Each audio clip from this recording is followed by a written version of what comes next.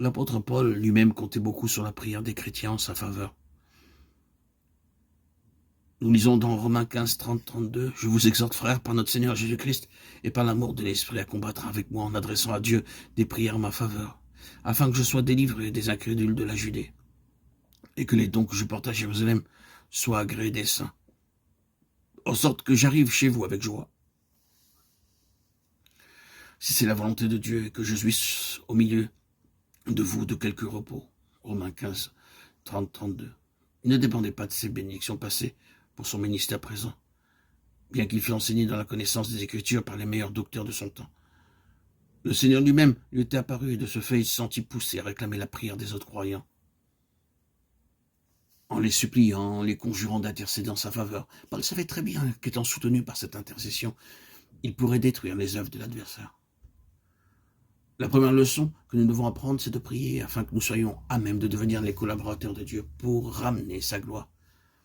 De nos jours, nous ne trouvons pas beaucoup de ce genre de prière dans le monde. Beaucoup de gens trouvent que c'est difficile de prier. Ils sont capables de chanter longtemps, de prêcher longtemps. Ils peuvent parcourir des kilomètres et faire toutes sortes de choses. Mais ils ne peuvent pas prier avec persévérance. De nos jours, nous avons besoin d'un véritable fardeau de prière.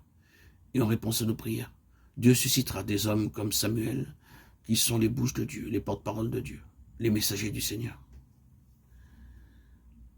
La parole de l'Éternel fut adressée à Ézéchiel, fils de Bouzi, le sacrificateur, dans le pays des Chaldéens, près du fleuve du Kébar, et c'est là que la main de l'Éternel fut sur lui.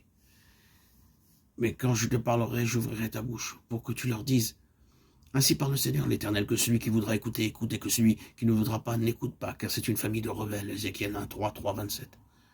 Puis l'Éternel tendit sa main et toucha ma bouche. Et l'Éternel me dit, voici, je mets mes paroles dans ta bouche, regarde, je t'établis aujourd'hui sur les nations et sur les royaumes, pour que tu arraches et que tu abattes, pour que tu ruines et que tu détruises, pour que tu bâtisses et que tu plantes. Et toi, saint terrain, lève-toi et dis-leur tout ce que je t'ordonnerai. Ne tremble pas en leur présence de peur que je ne te fasse trembler devant eux. Voici, je t'établis en ce jour sur tout le pays comme une ville forte, une colonne de fer et un mur d'airain, contre les rois de Juda, contre ses chefs, contre ses sacrificateurs, et contre le peuple du pays. Ils te feront la guerre, mais ils ne te vaincront pas, car je suis avec toi pour te délivrer, dit l'Éternel. Jérémie 1, 9, 10, 17, 19.